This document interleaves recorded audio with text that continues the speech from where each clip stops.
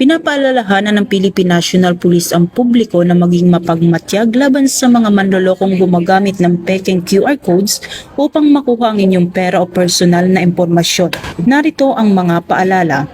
Una, suriin mabuti ang QR code bago ito scan. Siguraduhin hindi ito pinalitan o tinakpan ng ibang QR code. Pangalawa, i-verify ang pangalan ng tatanggap at mga detalye ng transaksyon bago kumpirmahin ang pagbabayad. Pangatlo, huwag mag-scan ng QR codes mula sa hindi kilala o kahina-hinalang pinagmulan.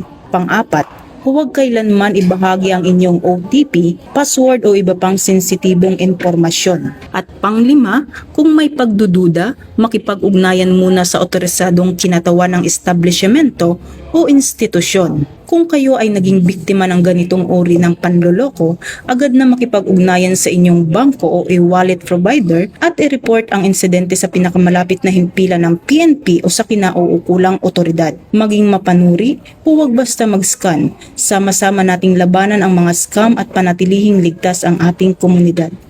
Mula dito sa Campo Crame, ako ang inyong PNN correspondent, Patrolwoman Dara Falong. Alagad ng batas, tagataguyod ng balitang pulis.